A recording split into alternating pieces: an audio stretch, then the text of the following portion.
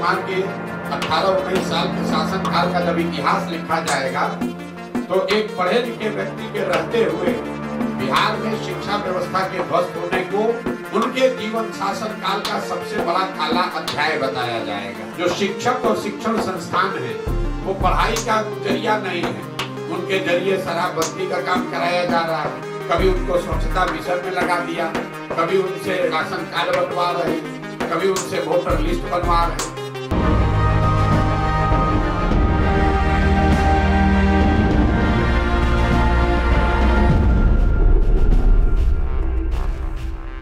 नमस्कार, capital TV Bihar देख रहे हैं आप और आपके साथ मैं हूं दिव्या। लोग अक्सर कहते हुए नजर आते हैं कि गर्व से कहो हम बिहारी हैं। हमारे राजनेता भी कहते हैं बढ़ता बिहार, पर जब जब आंकड़े आते हैं तो कहना पड़ता है आखिर क्यों ऐसा हो गया बिहार, आखिर किसकी नजर लगी ऐसा हश्र हो गया। थोड़ा बिहार की बात करें तो बिहार में दो चीजें हमेशा सुर्खियां बटोरती है, एक शिक्षा तो दूसरा स्वास्थ्य। लेकिन हमारे मुख्यमंत्री इस बात को समझते ही नहीं हैं कि उनके राज्य की स्वास्थ्य और शिक्षा व्यवस्था का काफी बुरा हाल है। अब विपक्ष की भूमिका अदा करने वाले प्रशांत किशोर ने भी शिक्षा व्यवस्था का मोर्चा खुद संभाल लिया है। प्रशांत किशोर ने इस बार नीतीश कुमार पर शिक्षा व्यवस्था को लेकर निशाना साधा है। प्रशांत किशोर ने कहा है कि जब नीतीश कुमार के शासनकाल का इतिहास लिखा जाएगा तो एक पढ़े लिखे व्यक्ति के रहते हुए बिहार में शिक्षा व्यवस्था की शिक्षा ध्वस्त होने और उनके शासनकाल का सबसे बड़ा काला अध्याय माना जाएगा। जनसुराज के सूत्रधार प्रशांत किशोर पिछले 2 सालों से बिहार भर में जनता से संवाद कर रहे हैं और आम जनता को उनके अधिकारों के प्रति जागरूक कर रहे हैं। इस दौरान वे अक्सर सरकार से तीखे सवाल पूछते हुए नजर आते हैं। प्रशांत किशोर ने अपने बयान में बिहार की शिक्षा व्यवस्था को लेकर सरकार पर कड़ा प्रहार किया है। उन्होंने कहा है कि सरकार के लिए जो शिक्षा और शिक्षण संस्थान है वे पढ़ाई का माध्यम नहीं रह गया है, उनके माध्यम से शराबबंदी का काम कराया जा रहा है। कभी शिक्षकों को स्वच्छता मिशन में लगा दिया जाता है, कभी राशन कार्ड बंटवाने का काम दिया जाता है और कभी वोटर लिस्ट बनाने में लगा दिया जाता है। शिक्षकों से उन सभी कार्यों को कराया जा रहा है जिनका शिक्षा के कर्तव्यों से कोई संबंध नहीं है। एक बार फिर चुनाव आ जाए तो स्कूल बंद करके शिक्षकों को 2 महीने तक चुनाव कार्यों में लगा दिया जाता है। खैर, क्या कुछ कह रहे आगे, पहले प्रशांत किशोर आप खुद सुनिए इस वीडियो में। सरकार के लिए भी जो शिक्षक और शिक्षण संस्थान है वो पढ़ाई का जरिया नहीं है, उनके जरिए शराबबंदी का काम कराया जा रहा है। कभी उनको स्वच्छता मिशन में लगा दिया, कभी उनसे राशन कार्ड बंटवा रहे हैं, कभी उनसे वोटर लिस्ट बनवा रहे हैं।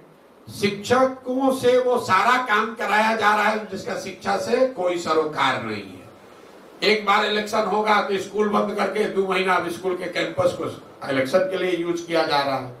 मैं बार बार कहता हूं कि जब नीतीश कुमार के 18-19 साल के शासनकाल का जब इतिहास लिखा जाएगा तो एक पढ़े लिखे व्यक्ति के रहते हुए बिहार में शिक्षा व्यवस्था के ध्वस्त होने को उनके जीवन शासन काल का सबसे बड़ा काला अध्याय बताया जाएगा। ऐसा क्यों? ऐसा इसलिए कि कल होकर एक अच्छी सरकार आ जाए, नीतीश कुमार हट जाए, कोई अच्छी सरकार आ जाए, संभव है कि रोड टूटा हुआ है वो बन जाएगा, नहर में पानी नहीं है वो आ सकता है, लोगों को रोजगार मिल सकता है। लेकिन जो 2 पीढ़ी के लोग इस ध्वस्त शिक्षा व्यवस्था से पढ़कर निकल गए, अब अगर एक अच्छी सरकार आ भी जाए तो भी अब उनका जीवन सुधरने वाला नहीं है। उनको पूरे जीवन हर हालत में शिक्षित समाज के पीछे ही चलना पड़ेगा। आपने सुना, प्रशांत किशोर ने सरकार के 18-19 सालों के कार्यकाल की तीखी आलोचना की है। उन्होंने कहा है कि मैं बार बार कहता हूं कि जब नीतीश कुमार के शासनकाल का इतिहास लिखा जाएगा तो एक पढ़े लिखे व्यक्ति के रहते हुए बिहार में शिक्षा व्यवस्था के ध्वस्त होने और उनके शासनकाल का सबसे बड़ा काला अध्याय लिखा जाएगा। ये इसलिए भी महत्वपूर्ण है कि कल को अगर एक अच्छी सरकार आ जाए और नीतीश कुमार हट जाए तो संभव है कि टूटी सड़कें बन जाए और लोगों को रोजगार मिल सके। लेकिन जो 2 पीढ़ी इस ध्वस्त शिक्षा व्यवस्था से पढ़कर निकली है उसका जीवन अब सुधारने वाला नहीं है। उन्हें जीवन भर शिक्षित समाज के पीछे ही चलना होगा। वैसे कहीं ना कहीं प्रशांत किशोर की बात में काफी सच्चाई नजर आती है। बिहार में शिक्षा व्यवस्था सचमुच दुरुस्त नहीं है, ये किसी से छिपा हुआ भी नहीं है। डबल इंजन की सरकार के नेता अक्सर कहते दिखाई पड़ते हैं कि बिहार में साक्षरता दर को बढ़ाना है, तभी तो सबसे बड़ा बजट शिक्षा पर ही दिया जाता है। पर ना जाने ये बजट धरातल पर क्यों सार्थक नहीं हो पाता। शिक्षा के मामले में SDG इंडेक्स में बिहार सबसे निचले पायदान पर अर्थात यानी कि 36वें स्थान पर है। सवाल उठता है कि क्या जो भी शिक्षा के क्षेत्र में क्रांतिकारी बदलाव होने थे सभी ठंडे बस्ते में चले गए। पिछले 19 साल से बिहार की शिक्षा व्यवस्था की कमान नीतीश कुमार के हाथ में है। सरकार के द्वारा शिक्षा में सुधार के दावे भी किए जाते हैं, लेकिन दावों की हकीकत की पोल नीति आयोग की रिपोर्ट खोल रही है। ज्यादातर इंडेक्स में बिहार फिसड्डी साबित हुआ है, मतलब शिक्षा की स्थिति में सुधार नहीं हुआ है। बिहार में आधे दर्जन शिक्षा मंत्री बदल गए, लेकिन शिक्षा व्यवस्था की तस्वीर नहीं बदली। वैसे नीति आयोग की एक रिपोर्ट को नीतीश सरकार की ओर से कई बार खारिज किया गया है, लेकिन इस बार भी एक रिपोर्ट नीति आयोग की आई, वो सरकार में बैठे लोगों की नींद हराम करने वाली है। जुलाई में नीति आयोग की एक रिपोर्ट आई थी। उस रिपोर्ट के मुताबिक 12 राष्ट्रीय स्तर के इंडेक्टर के आधार पर क्वालिटी एजुकेशन के मामले में बिहार निचले स्थान पर है। आपको बता दें कि 36 राज्यों की सूची में बिहार का 36वें स्थान पर है।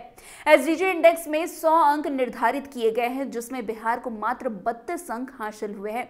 वैसे बिहार लिटरेसी रेट को लेकर भी सुर्खियों में रहता है।